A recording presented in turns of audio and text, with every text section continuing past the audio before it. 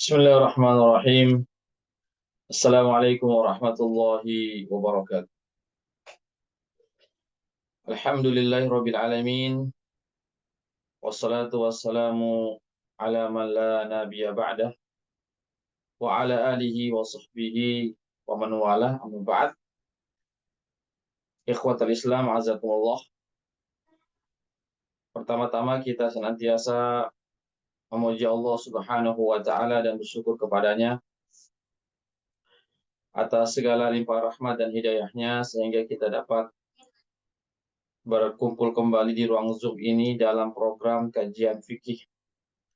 Salawat dan salam senantiasa tercurahkan kepada junjungan kita Nabiullah Muhammad Sallallahu Alaihi Wasallam beserta keluarga dan para sahabatnya, para pengikutnya yang tetap setia berpegang teguh kepada sunnah-sunnah beliau dan para sahabatnya hingga hari kiamat kelak. Amin ya rabbal alamin.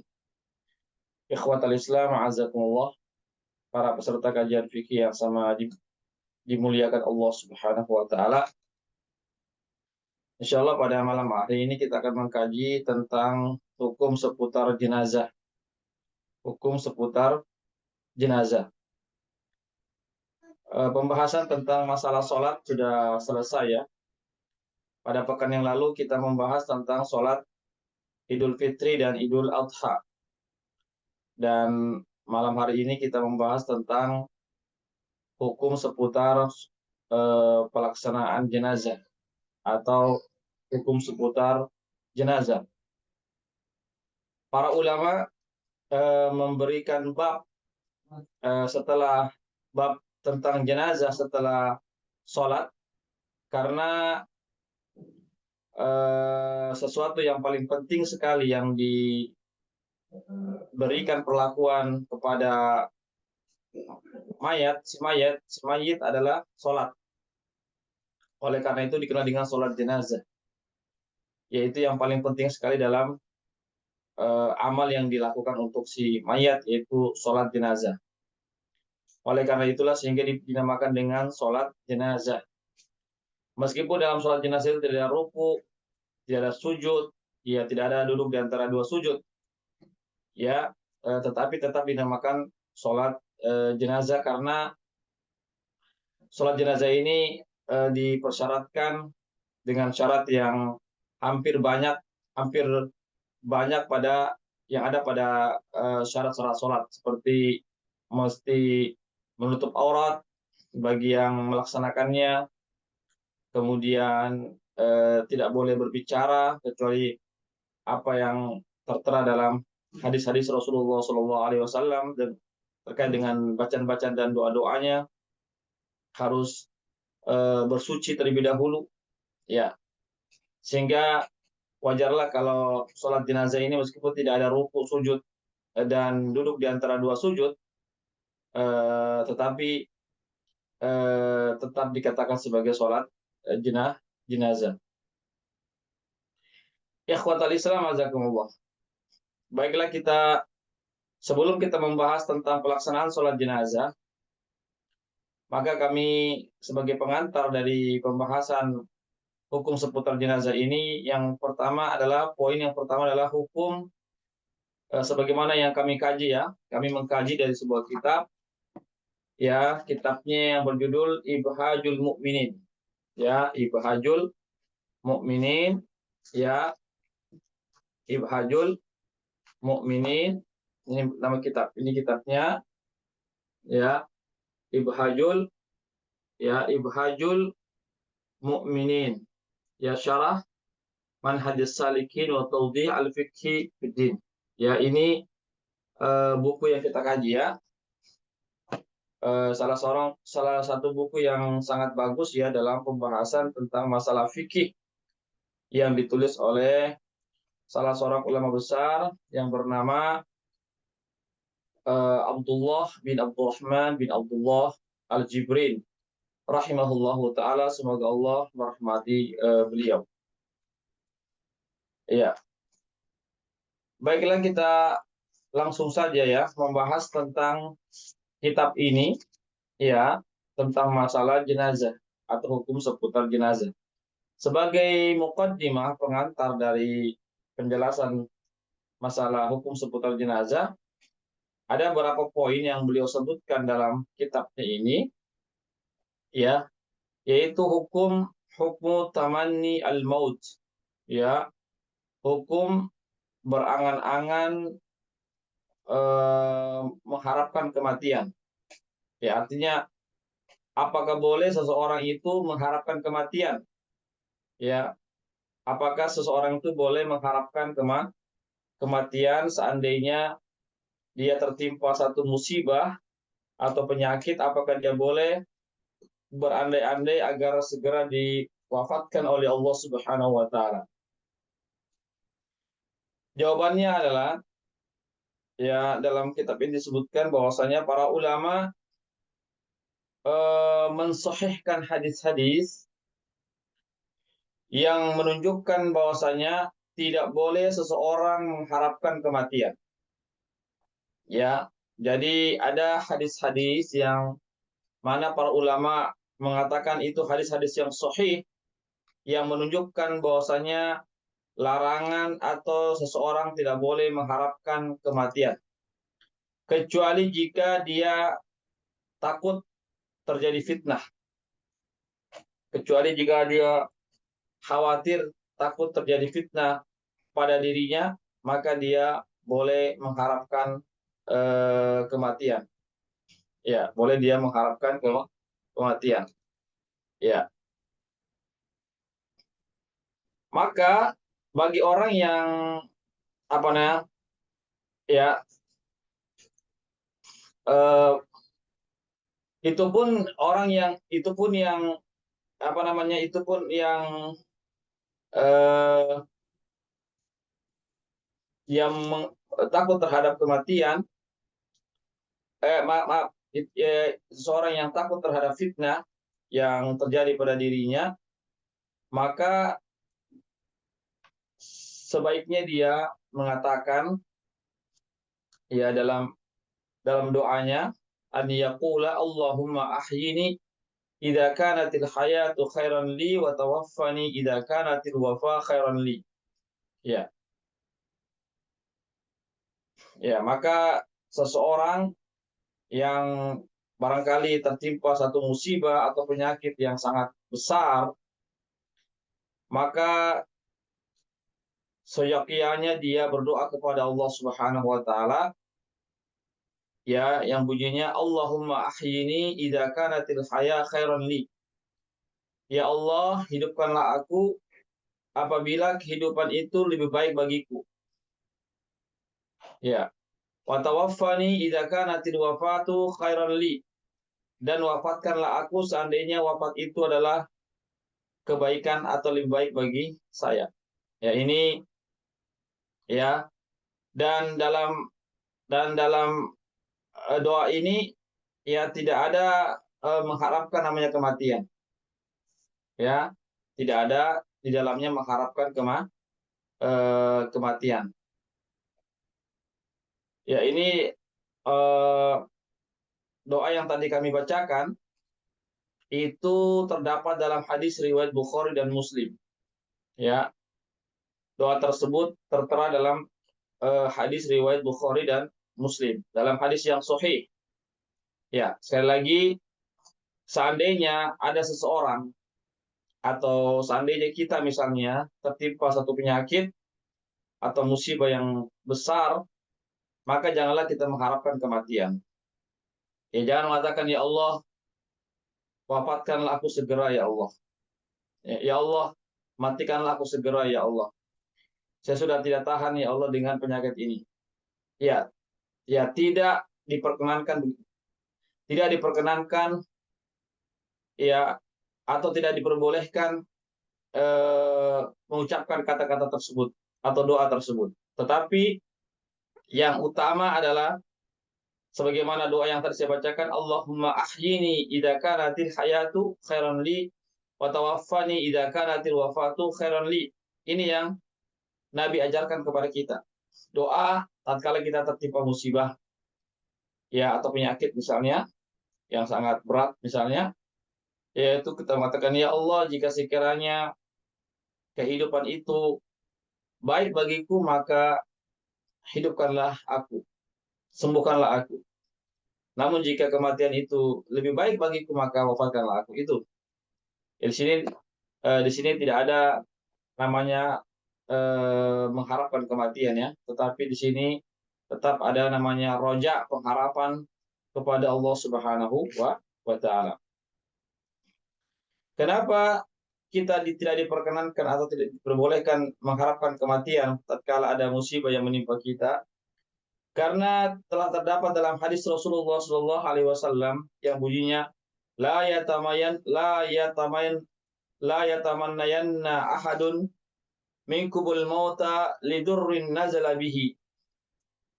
Ya, artinya ini hadis riwayat Bukhari dan Muslim ya, hadis yang sahih. Nabi bersabda, janganlah sekali-kali salah seorang dari kalian yang berangan-angan ya kematian, yang mengharapkan kematian karena ada musibah yang menimpanya, karena ada penyakit yang menimpanya. Ya, Nabi mengatakan janganlah sekali-kali ya seseorang dari kalian mengharapkan kematian hanya karena ada musibah yang menimpanya, penyakit kah atau yang semisalnya. Ini larangan dari Rasulullah Shallallahu Alaihi Wasallam. Ya, seandainya seseorang itu tertimpa musibah. Ya, adapun apa yang Allah Subhanahu Wa Taala hikayatkan, ceritakan tentang Maryam, ibunda Nabi Isa alaihissalam, sebagaimana yang disebut dalam surah Maryam ayat 23, yang mana Maryam mengatakan, ya laitani mitu qabla hadza wa kuntu nasyam mansiya. Ya laitani, seandainya saya mati saja sebelum peristiwa ini dan saya pun menjadi orang yang dilupakan. Maka di sini Maryam ya beliau mengharapkan kematian. Ya, kenapa? Karena beliau takut terjadi fitnah pada dirinya. Kenapa? Karena Maryam ketika itu dia khawatir karena Maryam ini kan lahir ya, Maryam ini hamil tanpa suami ya. Maryam ini hamil tanpa suami. Jadi dia khawatir, takut jangan sampai orang menuduhnya dia memiliki anak dari hasil perzinahan. Ya, dari hasil perzinahan itu yang dikhawatirkan. Makanya dia berangan-angan supaya dia meninggal dunia saja, supaya orang-orang tidak menuduhnya dengan tuduhan-tuduhan yang tidak benar. Ya, ini sekali lagi sebagaimana yang tadi saya sampaikan, ya hukum asalnya seorang itu tidak boleh berangan-angan kepada kematian tatkala ada musibah yang menimpanya, kecuali jika dia takut terhadap fitnah yang menimpa dirinya. Sebagaimana tadi Maryam, dia takut fitnah akan menimpa dirinya karena dia apa? Dia melahirkan, mempunyai anak tanpa seorang suami. Maka dia takut ada orang-orang yang akan menuduhnya dengan tuduhan-tuduhan yang keji. Maka dia berharap Allah Subhanahu wa taala mewafatkannya. Ya, maka ini tidak mengapa. Maka ini tidak mengapa. Tapi selama tidak ada fitnah yang akan menimpa seseorang, ya, maka tidak boleh dia berangan-angan mengharapkan namanya kematian. Ya, ini ikhwatul Islam azakumullah yang perlu kita ketahui bersama. Jadi sekali lagi Maryam ya bersih daripada segala tuduhan-tuduhan yang dituduhkan oleh orang-orang yang tidak benar kepadanya. Bahwasanya Maryam itu benar dia melahirkan, tapi bukan dari hasil perzinahan, tetapi itu Allah Subhanahu Wa Taala yang langsung melalui perantara malaikat Jibril meniupkan ruh kepada Maryam alaihissalam sehingga Maryam pun hamil seketika, tapi sekali lagi bukan karena hasil perzinahan, bukan karena berzina. Dan itu ditepis itu dengan berbicaranya Nabi Isa alaihissalam di masa kecil. Ya. Nabi Isa alaihissalam dapat berbicara di masa kecilnya, ketika dia bayi, untuk menepis bahwasanya Maryam itu ada tuduhan-tuduhan orang-orang yang tidak benar kepadanya. Ikhwatal Islam, azakumullah.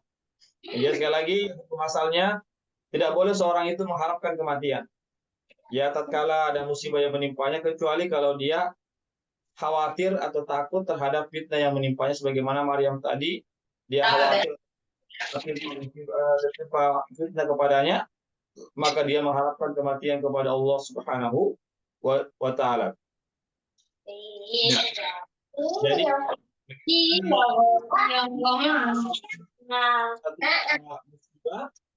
maka kita tetap mengharapkan kehidupan yang bahagia. Tetap kita mengharapkan kehidupan yang baik kepada Allah Subhanahu wa Ta'ala. Ya.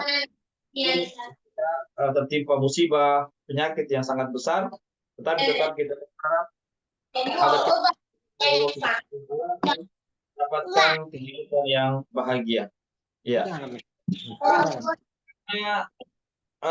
Dengan ditambahkannya umur seseorang mukmin itu adalah lebih baik baginya. Artinya ketika seorang muslim itu ditambahkan umurnya, disehatkan lagi fisiknya, maka itu adalah kebaikan baginya. Karena dia masih ada waktu untuk memperbanyak ibadah Subhanahu wa Ta'ala. Karena dia masih ada waktu untuk bertobat kepada Allah Subhanahu wa Ta'ala, dan masih ada waktu untuk banyak-banyak beristighfar atas dosa-dosa yang telah dia lakukan selama ini. Itu pentingnya ketika Allah Subhanahu wa Ta'ala masih menyembuhkan kita, masih menambah, masih memberikan kita kesempatan hidup, itu menunjukkan bahwasanya Allah masih menginginkan kita agar kita memperbanyak istighfar kepada Allah, memperbanyak amal-amal soleh kepada Allah Subhanahu wa Ta'ala di sisa-sisa umur kita tersebut.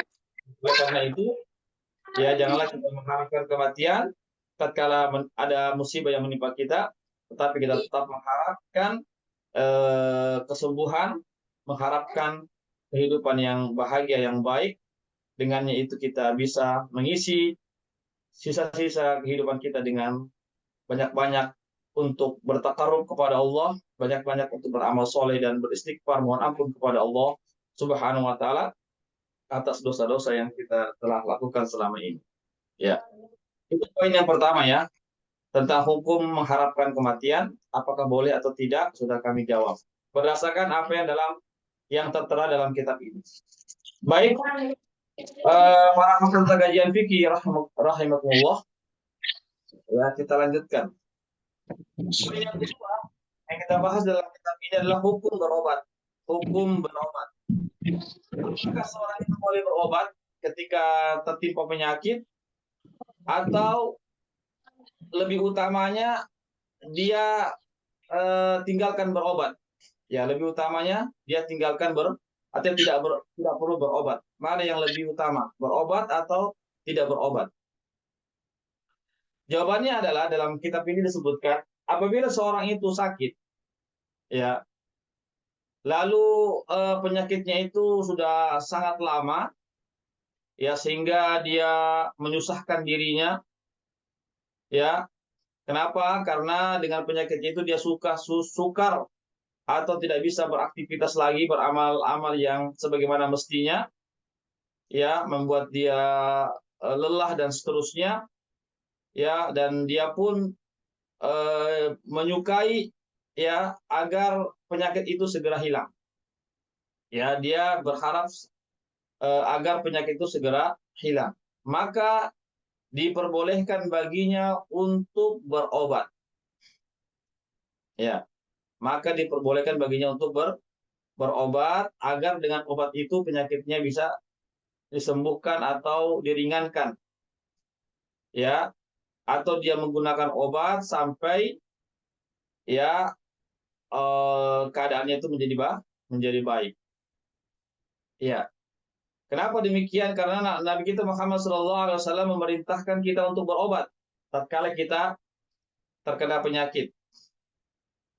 Ya, sebagaimana hadis Rasulullah SAW, hadis yang diriwayatkan oleh Abu Daud dan Tirmidzi, ya, Nabi bersabda, "Tadawaw ibadallah wa la tatadawaw biharam, fa inna Allaha ma anzala da'an illa wa anzalahu lahu shifaan."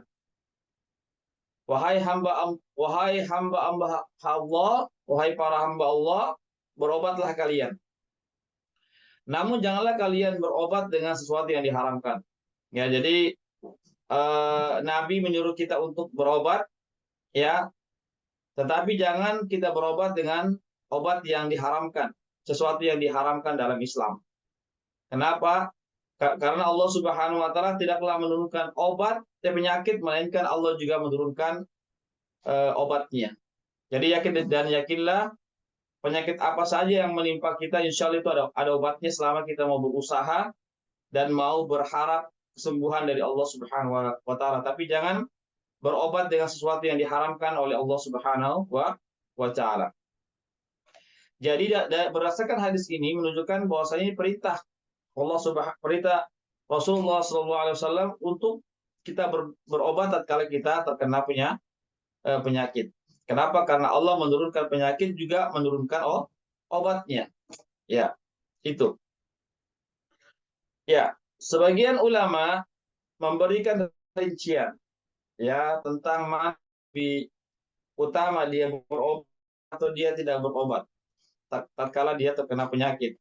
Sebagian para ulama memberikan perincian dengan mengatakan apabila dia memiliki tawakal yang kuat kepada Allah Subhanahu wa taala, ya, dan dia mengetahui bahwasanya hatinya itu tetap kokoh, ya, hatinya tetap kuat, tidak lemah, maka bersabar terhadap penyakit yang menimpanya, ya,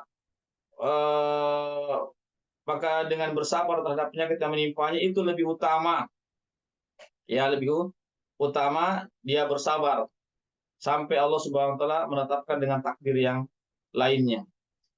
Namun apabila hatinya lemah dan tawakalnya lemah kepada Allah, maka lebih utama dia berobat. Ya, ini bagi yang imannya lemah, ya, maka lebih utama dia berobat. Adapun yang kuat kesabarannya, kuat keimanannya, kuat pasrahnya kepada Allah, maka lebih utama dia bersabar terhadap penyakit yang menimpanya. Namun jika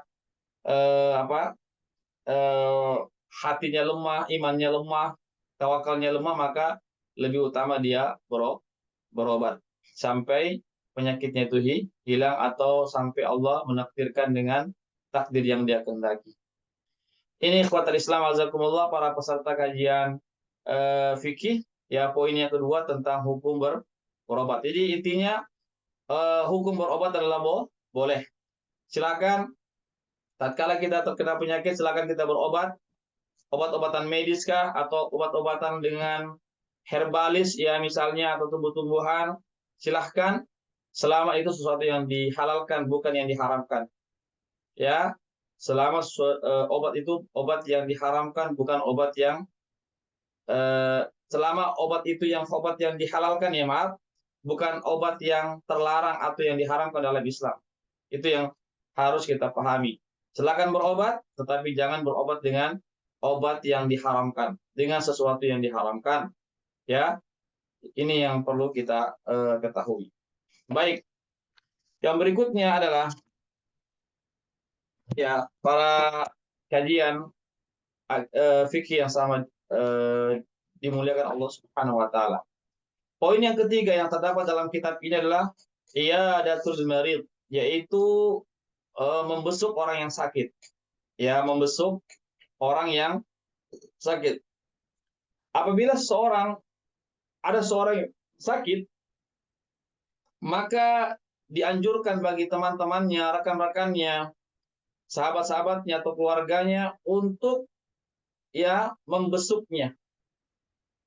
Ya, untuk membesuknya. Jadi kalau ada seorang yang sakit, maka kita sebagai rekan-rekannya, sahabat, tetangganya, keluarganya, maka disunahkan kita untuk membesuk orang yang sakit itu. Keluarga kita kah, tetangga kita kah, atau teman kita. Ya.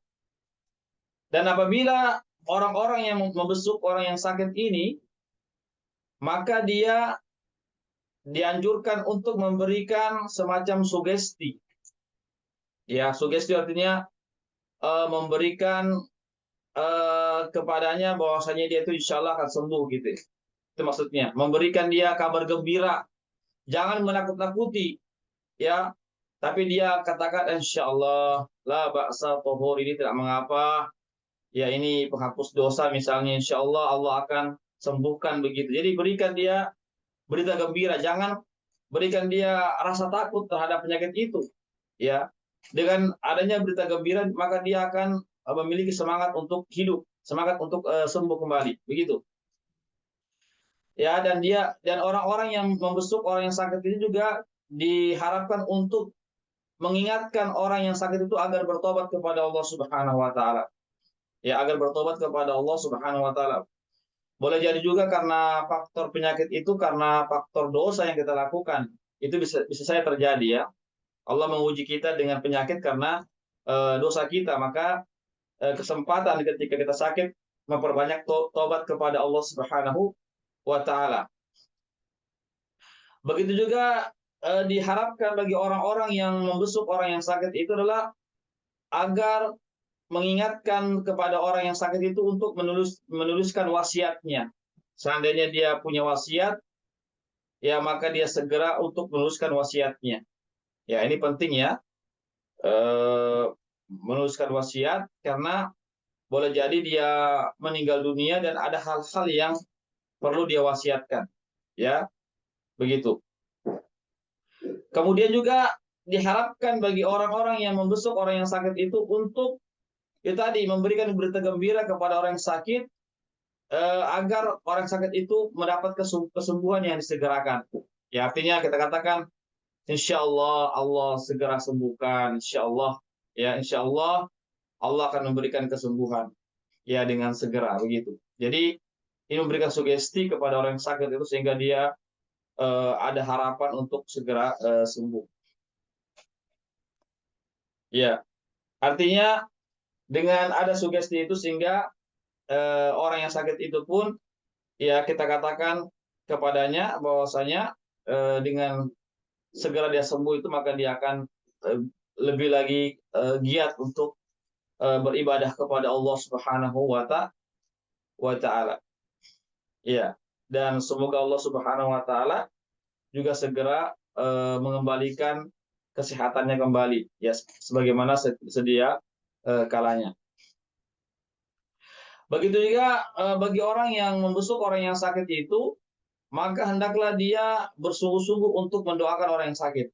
Ya, maka kita doakan misalnya Allahumma rabban nas adhibil ba'as isfi anta syafi la shifa illa shifa'u isfi shifaan la yughadiru saqama.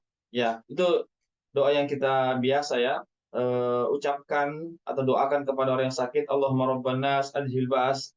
Ya Allah, Tuhan manusia, ya adhabil ba'as, hilangkanlah penyakitnya, isfi anta syafi, berikanlah kesembuhan, sungguhnya engkau adalah Maha penyembuh dan seterusnya. La syifa illa syifauka, tidak ada yang menyembuhkan kesembuhan kecuali datang darimu, ya kecuali kesembuhan dari yang berasal darimu. Ini ya yang kita doakan kepada orang yang sakit. Ya, karena boleh jadi Allah Subhanahu wa taala mengistijabah doa-doa orang yang membesuk itu. Ya, boleh jadi Allah Subhanahu wa taala mengistijabah atau mengabulkan doa-doa orang yang membesuk orang yang sakit itu. Jadi jangan kita remehkan masalah doa ya. Karena doa ini adalah senjatanya orang mukmin sebagaimana hadis Nabi, ad-du'a silahul mukmin, doa itu adalah senjatanya orang beriman. Ya, maka kita gunakan doa-doa kita tatkala kita membesuk orang sakit, kita mendoakan agar orang yang sakit itu segera disembuhkan oleh Allah Subhanahu wa taala. Kemudian orang yang membesuk orang yang sakit itu, maka dia diharapkan untuk mengingatkan kepada orang yang sakit itu untuk bertobat kepada Allah Subhanahu wa taala, untuk memperbanyak tobat dan beristighfar mohon ampun kepada Allah Subhanahu wa taala. Ya, agar di akhir hidupnya itu dia memperbanyak tobat kepada Allah Subhanahu wa taala. Ya, agar di akhir seandainya dia ditakdirkan misalnya meninggal dunia, maka di akhir-akhir kehidupannya itu dia memperbanyak tobat kepada Allah Subhanahu wa taala. Agar di akhir hayatnya itu adalah dia bertobat kepada Allah Subhanahu wa taala. Namanya kematian kan kita tidak mengetahui kapan terjadi kematian. Maka oleh karena itulah kita mengingatkan orang yang sakit itu apalagi sakit yang parah misalnya, semoga di akhir hayatnya itu dia menjadi orang yang bertobat kepada Allah Subhanahu wa taala. Iya, iya. Begitu juga kita mengingatkan untuk menuliskan wasiat. Ya, sebagaimana terdapat dalam hadis Rasulullah SAW, tidaklah seorang muslim itu yang ingin berwasiat, maka janganlah lewat dari 2 malam, melainkan dia wasiatnya itu telah tertulis di sisinya. Artinya ketika dia ingin menuliskan wasiat, ada wasiat yang inginkan, maka janganlah lewat dari 2 malam, melainkan dia sudah menuliskan wasiat di sisinya. Ini bagi orang yang ingin menuliskan wasiatnya atau ingin berwasiat. Ya. Kemudian ikhwatul Islam azakumullah. Kenapa kita, ya kata Nabi, bagi orang yang ingin berwasiat, jangan sampai wasiat itu jangan sampai lewat 2 malam namun tidak dituliskan wasiatnya, karena namanya kematian itu datangnya secara tiba-tiba. Ya, namanya kematian itu datangnya secara tiba. Makanya perlu namanya wasiat. Ya, karena dengan ada wasiat ini maka hak-hak dapat tertunaikan. Kewajiban-kewajiban dapat tertunaikan dengan wasiat yang tertulis itu. Ya, misalnya ada amanah-amanahnya orang yang ada padanya, maka dengan wasiat itu maka ahli warisnya akan bisa menunaikan amanah tersebut, mengembalikan amanah tersebut kepada orang lain misalnya. Iya. Atau misalnya ada hartanya yang ada sama orang lain, makanya dengan adanya wasiat, maka ahli warisnya bisa mengambil harta tersebut dari orang lain misalnya. Iya. Jadi itu. Jadi agar jangan sampai ada hak-hak yang terabaikan, hak-hak yang terlalaikan, yang hilang. Ya, misalnya ada wakaf-wakaf yang ada padanya, yang diamanahkan kepadanya, ya, maka dengan adanya wasiat itu maka wakaf itu bisa tersalurkan misalnya. Ya, intinya adalah jangan sampai dia ada perkara-perkara ya hak-hak yang mesti dia tunaikan tidak ditunaikan karena dia tidak menuliskan wasiat itu. Ya, sekali lagi dianjurkan bagi orang-orang yang memiliki apa namanya hal-hal yang harus diwasiatkan maka segera diwasiatkan, karena jangan sampai ada hak-hak orang lain atau hak-haknya atau hak-hak ahli waris misalnya yang tidak tertunaikan dengan baik. Ya, ikhwatal Islam azakumullah. Jadi eh, ya, jadi menulis wasiat ini sebenarnya bukan saja ketika sakit, ya, bahkan dalam keadaan sehat sehat pun seseorang dianjurkan untuk menuliskan wasiatnya. Seandainya dia meskipun dalam keadaan sehat. Ya. Kenapa? Karena namanya kematian itu datangnya secara tiba. Ya, kematian itu datangnya secara tiba. Seperti misalnya terjadi peristiwa-peristiwa alam, atau ya ada namanya peristiwa-peristiwa yang eksiden dan seterusnya, ya kecelakaan dan seterusnya, itu bisa terjadi kapan saja dan di mana saja. Ya, sebagaimana disebutkan dalam beberapa hadis Rasulullah Shallallahu Alaihi Wasallam, ya bahwasanya di akhir zaman itu akan banyak nanti kematian yang datangnya tiba-tiba. Itu ada beberapa hadis ya. Di antaranya adalah hadis dari yang diriwayatkan oleh Imam At-Tabrani dan yang selainnya. Ini hadisnya hasan, dihasankan oleh Al-Albani, yang bunyinya Rasulullah SAW bersabda, "Inna min amaratis sa'ah wa qala an yadhhar mautul faj'ah." Ya, Nabi bersabda sesungguhnya di antara tanda-tanda hari kiamat adalah yaitu nampaknya kematian yang tiba-tiba. Jadi kematian yang tiba-tiba itu, banyaknya terjadinya kematian yang tiba-tiba yang kita saksikan itu merupakan tanda-tanda hari kiamat. Yang kita saksikan sekarang itu ya, misalnya tiba-tiba terjadi tabrakan, terjadi kecelakaan, gempa bumi dan seterusnya, itu namanya kematian yang tiba-tiba yang tanpa disadari, tanpa adanya sakit dan seterusnya, tiba-tiba langsung meninggal dunia. Ini namanya kematian yang datangnya tiba. Itu kata Nabi termasuk salah satu tanda-tanda hari kiamat. Ya, itu ya di akhir zaman ini ya kita saksikan ya. di sekeliling kita atau di media sosial, banyaknya kematian yang datangnya tiba, ya kita berlindung kepada Allah Subhanahu wa Ta'ala. Ya, misalnya itu tadi banyaknya seseorang yang meninggal dunia karena faktor kecelakaan ya, apakah kecelakaan di lautan, di udara ataupun di darat. Ya, misalnya seorang yang mengendarai kendaraannya dan dia tidak mengetahui apakah dia selamat atau tidak ketika dia mengendarai kendaraannya itu.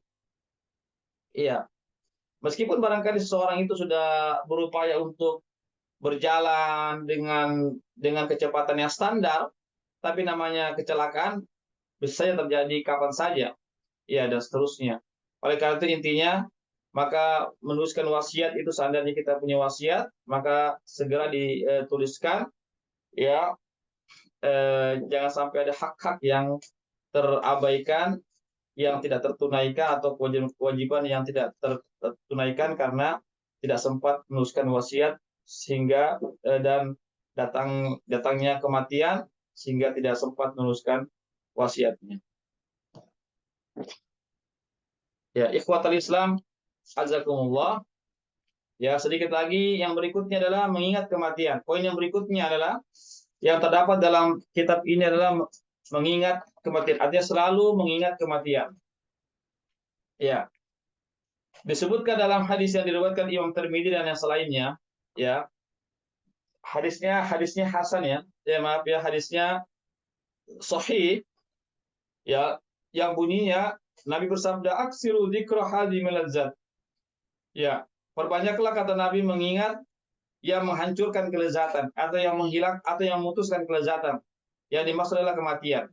Karena kematian inilah yang menghilangkan kelezatan. Artinya adalah dengan kita mengingat kematian, maka yang tadinya kita ingin berlezat-lezat dalam kemaksiatan, berenak-enak dalam kemaksiatan itu tidak jadi kita lakukan. Atau orang yang ingin bersenang-senang dalam kelalaian, lupa kepada Allah, itu dia tidak akan lakukan. Karena apa? Dia ingat kematian. Dia pasti akan meninggal dunia, akhirnya dia pun tidak mengerjakan hal-hal yang melalaikannya atau hal-hal yang membuatnya jauh dari Allah Subhanahu wa Ta'ala, atau hal-hal yang bisa mendatangkan kemurkaan Allah Subhanahu wa Ta'ala. Jadi sini dalam hadis ini Nabi menyuruh kita untuk memperbanyak mengingat kematian. Ya, memperbanyak ya. Bukan cuma sekedar mengingat kematian tapi memperbanyak mengingat kematian. Ya. Itu artinya agar kita terus waspada dalam mengarungi hidup dan kehidupan ini, agar terus kita waspada dalam melangkahkan kaki kita dalam kehidupan ini. Jangan sampai kita lupa kepada kematian sehingga kita pun merasa hidup terus, merasa sehat terus. Maka dengan memperbanyak kematian, maka kita pun berhati-hati dan terus kita bermuhasabah, mengintrospeksi diri kita. Ya, disebutkan dalam riwayat yang lain, ya bahwasanya Rasulullah SAW bersabda, fa innahu ma dzukira fi qalilin illa kassarahu wala bi katsirin illa qallalahu. Yang artinya kata Nabi, tidaklah seorang itu mengingat kematian ketika dia dalam keadaan yang lagi terkena musibah misalnya, atau dalam keadaan sempit kehidupannya, melainkan Allah menjadikannya lapang. Maksudnya kalau dia mengingat kematian dalam keadaan kehidupannya sempit ya, dalam sisi ekonomi misalnya, maka dia pun dengan mengingat kematian maka dia pun merasa lapang, ya merasa lega. Karena apa? Karena dengan kematiannya itu dia akan menjemput kehidupan yang kekal abadi, yaitu kenikmatan yang kekal abadi selama dia berada dalam ketaatan kepada Allah Subhanahu wa Ta'ala. Wala bikasirin illa qallalahu, dan sebaliknya, tidaklah seorang itu mengingat kematian ketika dia dalam keadaan lapang, dalam keadaan berada kehidupan ekonominya misalnya, melainkan dia merasa itu sesuatu yang sedikit. Kenapa? Karena kelapangannya itu atau kenikmatan itu dia akan tinggalkan nanti. Itu maksudnya. Dia akan tinggalkan nanti dan dia akan menghadapi namanya kematian. Ya, sehingga dia pun tidak lupa dengan kenikmatan yang dia miliki. Dia tidak lupa dengan dia tidak menjadi sombong dengan kenikmatan yang dimiliki, tapi dia justru dengan kenikmatan, dengan kelapangannya itu, dengan hartanya itu dia menjadi orang-orang yang menggunakannya dalam kebaikan dan menggunakannya di jalan Allah Subhanahu wa taala. Itulah pentingnya kita mengingat kematian sebagaimana hadis Rasulullah Shallallahu alaihi wasallam yang tadi saya bacakan. Iya. Disebutkan dalam hadis yang lain riwayat Imam Muslim dalam hadis yang sahih, Nabi bersabda, "Qad aflaha man ruziqa kafafan wa qanna'ahu Allahu bima atah." Ya, Nabi bersabda, telah beruntunglah orang yang diberikan rezeki yang cukup dan beruntunglah ya orang yang Allah Subhanahu wa taala menjadikannya menjadi orang yang qanaah, merasa cukup terhadap pemberian yang Allah berikan kepadanya. Ya. Jadi yang menjadi sesuatu yang kita inginkan adalah rezeki yang cukup, bukan rezeki yang banyak, tetapi rezeki yang cukup. Karena ada juga orang mendapatkan rezeki yang banyak tetapi tidak cukup. Ya, ada orang mendapatkan rezeki yang banyak tetapi tidak cukup-cukup juga. Ya, karena tidak ada keberkahan di dalamnya. Tetapi kalau rezeki yang cukup meskipun tidak banyak itu justru membawakan keberkahan. Ya. Di sini Nabi mengatakan beruntunglah orang yang diberikan rezeki yang cukup, bukan rezeki yang banyak ya, tapi yang cukup. Karena yang cukup itulah ada keberkahan yang dengan keberkahannya itu dia bisa menggunakannya dalam ketaatan kepada Allah. Karena ada juga orang rezekinya banyak, tapi tidak ada keberkahan sehingga rezekinya itu dihambur-hamburkan dalam kemaksiatan kepada Allah Subhanahu wa taala. Nauzubillahi min dzalik. Ya. Jadi hendaklah kita menjadi orang hamba-hamba yang qanaah, yang merasa cukup terhadap pemberian Allah Subhanahu wa taala. Artinya kita bersyukur kepada Allah meskipun rezeki kita sedikit, selama itu halal, maka itu mesti kita syukuri ya kepada Allah Subhanahu wa taala. Bukan kita menghalalkan segala cara untuk mendapatkan rezeki, tetapi dengan cara-cara yang tidak halal, bukan itu yang diinginkan oleh Allah Subhanahu wa taala. Ikhwatal Islam azakumullah, ya, itu terkait ya tentang mengingat kematian. Ya. Kemudian ya di sini disebutkan dalam hadis yang lain ya Nabi bersabda, yaqulu ibnu Adam mali mali wa halaka min malika illa ma akalta fa afnaita aw labista fa ablaita aw sadaqta fa amdaita wa ma siwa dzalika fa innaka dzahibun wa tarikuhu. Ya, ini hadis riwayat Muslim yang hadis yang sahih. Nabi bersabda bahwasanya anak cucu Adam itu ada anak cucu Adam atau manusia itu berkata, hartaku hartaku. Ya. Kemudian dikatakan kepadanya, tidak ada engkau memiliki harta melainkan apa yang engkau makan. Apa yang engkau habiskan ketika engkau makan itulah hartamu, dan apa yang engkau pakai sampai rusak pakaianmu itulah hartamu, dan apa yang engkau sedekahkan sampai habis itu yang kau sedekahkan itu, ya maka itulah hartamu. Adapun selain daripada itu, kata Nabi, itu akan pergi atau kamu akan meninggalkannya. Jadi berdasarkan hadis ini, yang merupakan harta kita yang sebenarnya itu ada 3, yaitu apa yang kita makan. Habis itu yang kita makan itu harta kita, ya.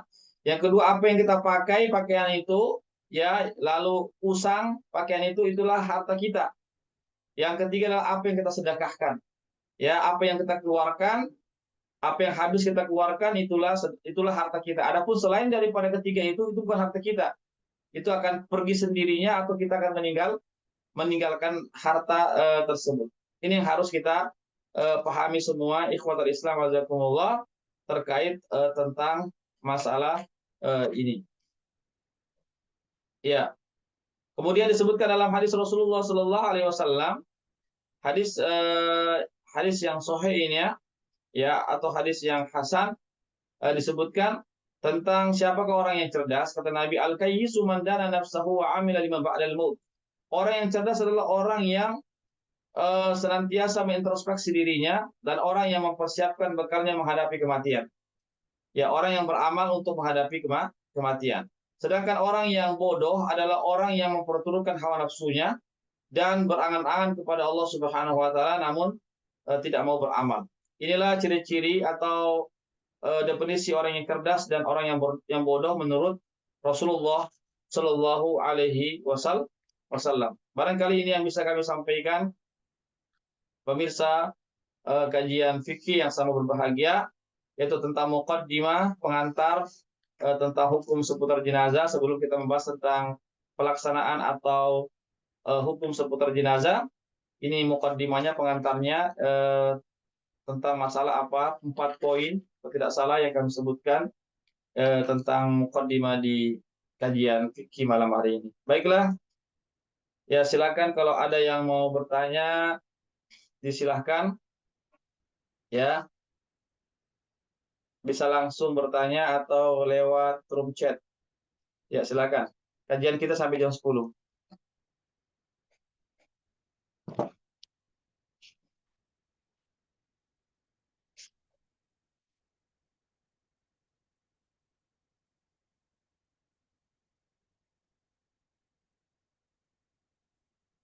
Ya, silakan.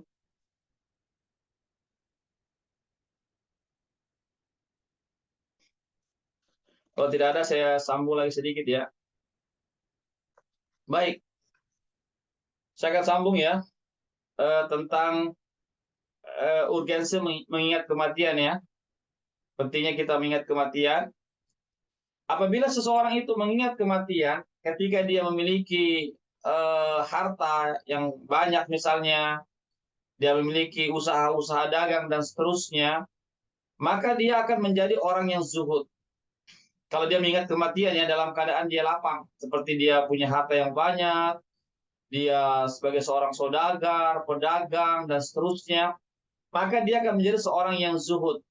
Ya, apa itu zuhud? Zuhud itu tidak terlena dengan kehidupan dunia. Ya, itu zuhud. Ya, dia tidak artinya tidak disibukkan dengan kehidupan dunia, itu zuhud. Ya, dia tidak terlalu berkesan dengan kehidupan dunia itu, dan dia lebih mendahulukan kehidupan akhirat. Itu adalah zuhud. Sehingga apa? Sehingga dia pun ya menjadikan dirinya sebagai orang yang dermawan dalam amal-amal kebaikan. Misalnya memperbanyak sedekah dan yang semisalnya. Itu bagi orang-orang yang senantiasa mengingat kematian, bagi orang-orang yang kaya raya atau orang yang memiliki kelebihan harta, maka dia akan menjadi orang yang dermawan, yang gunakan hartanya dalam kebaikan, dalam bersedekah dan seterusnya. Ya, bahkan dia mempersembahkan hartanya itu untuk kehidupan akhiratnya. Ya, ini yang perlu kita pahami bersama, ikhwatul Islam azakumullah, ya, tentang masalah ini. Ya, jadi sekali lagi, ya mengingat kematian itu menjadikan kita menjadi orang-orang yang zuhud terhadap dunia, yang tidak tertipu dengan kehidupan dunia, yang tidak menjadikan kita ya menghabiskan waktu yang banyak terhadap dunia, dan justru mengingat kematian itu menjadikan kita cinta kepada kehidupan akhirat, untuk kita berlomba-lomba untuk meraih kehidupan akhirat ya, agar kita selamat sampai di kehidupan akhirat itu ya, sehingga kita pun juga dengan mengingat kematian itu menjadi orang-orang yang siap menghadapi kematian sebelum datangnya kematian ya. Jadi orang yang mengingat kematian itu akan menjadi orang yang siap ya menghadapi kematian. Karena apa? Karena dia selalu ingat kematian. Tapi orang-orang yang tidak lupa, ada pada orang-orang yang lupa kepada kematian, yang tidak mau mengingat kematian, ya maka dia tentu tidak siap menghadapi kematian ketika kematian itu telah datang kepadanya. Ya, ketika telah datang kepadanya maka dia tidak siap. Karena apa? Karena dia tidak pernah mempersiapkan sebelumnya. Karena kenapa dia tidak mempersiapkan sebelumnya? Karena dia tidak mengingat kematian. Dia menyangka dirinya itu hidup terus atau sehat terus. Padahal kematian itu datangnya kapan saja, di mana saja, dan apa saja sebabnya. Adapun orang-orang yang senantiasa mengingat kematian, maka dia akan mempersiapkan kematian itu sebelum datangnya kematian. Sehingga ketika datang kematian, maka dia telah siap ya, dengan kesiapan yang terbaik yang dia telah lakukan. Ya. Ini ikhwatul Islam azakumullah yang yang harus kita perhatikan dalam masalah ini. Jadi sekali lagi ya, ketika kita diberikan harta oleh Allah Subhanahu wa taala, maka yakinlah bahwasanya harta kita yang sebenarnya adalah harta yang kita sudah habiskan. Seperti tadi dikatakan, apa yang kita makan, yang sudah kita makan hampir habis, itu harta kita. Karena kita sudah nikmati, itu maksudnya. Ya, apa yang kita pakai, seperti misalnya pakaian-pakaian, atau yang semisalnya, sejenisnya, sampai pakaian itu rusak, ya, nah, maka itulah harta kita, karena kita pakai, kita nikmati itu. Begitu juga apa yang kita simpan, apa yang kita sedekahkan, kita infakkan, kita zakatkan, itu harta kita. Kenapa? Karena yang kita zakatkan itu akan menjadi investasi kita di hari akhirat nanti. Ya, apa yang kita infakkan dalam kebaikan itu akan menjadi tabungan kita di hari akhirat kita kelak nanti. Ya, Allah yang mana Allah SWT akan simpankan pahala-pahala yang begitu banyak dengan harta-harta yang kita infakkan di jalan Allah, yang kita sedekahkan di jalan Allah Subhanahu wa taala. Jadi ini yang harus kita pahami bersama. Ya. Jadi sekali lagi, adapun selain daripada tiga itu bukanlah harta kita. Bukanlah harta kita selain daripada tiga itu, sebagaimana yang sudah Nabi sebutkan tadi dalam hadis yang kami sudah bacakan. Ikhwatul Islam, azakumullah, ya. Ya, jadi sekali lagi, ya, janganlah kita terlalu banyak berangan-angan, ya, sampai kita menyangka kita akan hidup selama-lamanya, na'udzubillah min zalik, ya, atau kita akan hidup sekian, kita berharap hidupnya lebih lama, tapi justru kenyataannya Allah justru mengambil kita lebih cepat lagi, ya. Janganlah kita menjadi orang-orang yang apa namanya, yang mengatakan saya akan bersedekah, saya akan beramal, saya akan bertobat. Ya, tinggalkan kata-kata akan.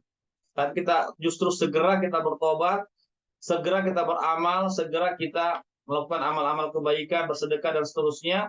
Dan jangan sampai kita mengatakan saya akan, ya, karena ini adalah ya dari setan, ya, yang menjadikan kita menunda-nunda untuk berbuat kebaikan, menunda-nunda untuk kita bertobat.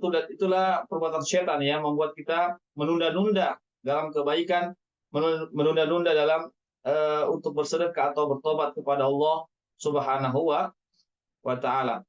Sehingga apa yang terjadi, karena kita menunda-nunda, saya akan, akhirnya kita tunda-tunda kebaikan, sehingga kita pun tidak mendapatkan apa yang kita inginkan itu. Oleh karenanya, marilah kita mempersiapkan diri kita untuk senantiasa menjadi orang-orang yang bersegera kepada ampunan Allah. Allah berfirman dalam Al-Quran, وَسَارِعُوا إِلَى مَغْفِرَةٍ مِنْ رَبِّكُمْ وَجَنَّةٍ عَرْضُهَا السَّمَاوَاتُ وَالْأَرْضُ أُعِدَّتْ لِلْمُتَّقِينَ.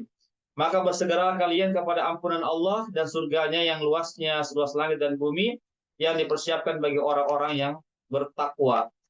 Dalam ayat ini Allah menyuruh kita bersegera kepada ampunan Allah, bersegera untuk beramal soleh untuk meraih surga, bukan untuk berlambat-lambat, bukan untuk mengatakan saya akan, karena kematian itu datangnya tiba-tiba, kita tidak tahu kapan kematian itu. Oleh karena itu segera kita mempersiapkan diri kita untuk menghadapi namanya kematian. Ya, barangkali ini, ya, nampaknya sudah ada yang bertanya ini lewat room chat ini. Ya. Afwan Ustadz, bagaimana hukum penyelenggaraan jenazah Muslim yang bunuh diri? Ya, ya tetap sama biasa, ya. Penyelenggaranya biasa saja, sama dengan orang yang mati biasa, ya. Tetap disolatkan, ya, tetap dikafankan, dimandikan, dikafankan, dan disolatkan, ya, begitu. Ya sama seperti biasa begitu, ya. Tetap disolatkan. Kenapa? Karena orang yang bunuh diri itu tetap dia juga dikatakan sebagai seorang Muslim, ya.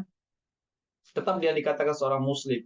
Kecuali kalau dia kafir dulu, dia murtad dulu baru dia bunuh diri, ya maka ketika itu dia bukan lagi seorang muslim, ya, karena dia sudah murtad. Tapi selama dia belum murtad, ya, tetap dia dikatakan sebagai seorang muslim meskipun dia telah melakukan dosa besar, karena bunuh diri itulah dosa besar, ya, dosa besar. Tapi karena dia masih muslim, maka kita masih punya hak untuk mensolatkannya, ya. Maka kita masih punya hak untuk masih punya kewajiban untuk mensolatkan orang yang bunuh diri itu. Allahu a'lam bishawab. Ya, ada lagi yang mau tanyakan? Silakan. Silakan. Serta kajian fikih yang mau bertanya, silakan. Kalau saya ada keliru bisa diluruskan, dan jika ada yang mau menambahkan boleh ditambahkan jika ada kekurangan yang dalam penyampaian kami. Kalau ada yang belum jelas bisa ditanyakan, silakan. Insya Allah pemaparan tentang masalah jenazah ini masih dilanjutkan, ya. Nanti ada tentang tata cara penyelenggaraan jenazah. Insya Allah pekan depan kita akan membahas tentang tata cara penyelenggaraan jenazah. Ya, insya Allah kita akan jelaskan nanti pada pertemuan pekan depan, insya Allah. Kemudian juga kami sampaikan bahwasanya kajian untuk besok Tazkiyatun Nufus sedianya jam 10 ya sampai jam 11. Tapi karena saya ada kegiatan yang insidentil besok, maka saya majukan kajian Tazkiyatun Nufus untuk besok, ya. Untuk besok itu untuk pekan ini saja insya Allah, yaitu di jam 8 sampai jam 9. Ya, yang sedianya itu jam 10 sampai jam 11. Karena saya ada kegiatan, maka saya majukan besok pagi itu jam 8 sampai jam 9 kajian Tazkiyatun Nufus. Jadi para ikhwah dan akhwat sekalian, para peserta kajian fikih malam ini yang mau bergabung untuk menghadiri kajian Tazkiyatun Nufus, penyucian jiwa, silakan bergabung di ruang Zoom jam 8 sampai jam 9. Insya Allah kami akan share nanti besok pagi linknya, insya Allah. Demikian, barangkali kalau sudah tidak lagi pertanyaan, mudah-mudahan bisa dipahami semua. Yang terpenting adalah bagaimana kita bisa mengamalkannya dalam kehidupan kita sehari-hari. Semoga kita termasuk hamba-hamba yang mempersiapkan diri kita untuk menghadapi kematian. Amin ya rabbal alamin. Sekali lagi kami ucapkan jazakumullahu khairan katsira kepada para peserta kajian fikih malam hari ini. Semoga segala jerih payah kita, waktu kita, tenaga kita luangkan pada malam hari ini bernilai ibadah, pahala di sisi Allah Subhanahu wa taala sebagai pemberat timbangan amal kita nanti pada hari akhirat kelak. Dan kami juga mengucapkan jazakumullahu khairan katsira kepada para donatur yang sudah berpartisipasi terlaksananya kegiatan rutin kita pada malam hari ini. Semoga Allah SWT memberikan balasan yang terbaik bagi para donatur. Insya Allah kita bertemu lagi pada kesempatan yang sama tentang kajian fikih di pekan depan. Insya Allah ini ada rekamannya. Kami akan kirimkan rekamannya di grup-grup yang ada. Silakan di-download rekamannya, diputar-putar kembali jika perlu untuk disimak kembali apa yang sudah kami sampaikan. Sekali lagi, kami mohon maaf jika ada segala kekurangan dan kehilafannya. Yang benarnya datangnya dari Allah saja, yang khilaf, yang salah dari saya pribadi dan godaan setan yang terkutuk dan kekurangan ilmu saya, ataupun godaan setan yang terkutuk atau kekurangan daripada ilmu saya. Sekali lagi saya mohon maaf dan saya undur diri dan saya membaca doa penutup majelis. Subhanakallahumma wa bihamdik, asyhadu an la ilaha illa anta, astaghfiruka wa atubu ilaik. Waalaikumsalam warahmatullahi wabarakatuh. Waalaikumsalam warahmatullahi wabarakatuh. Waalaikumsalam warahmatullahi wabarakatuh.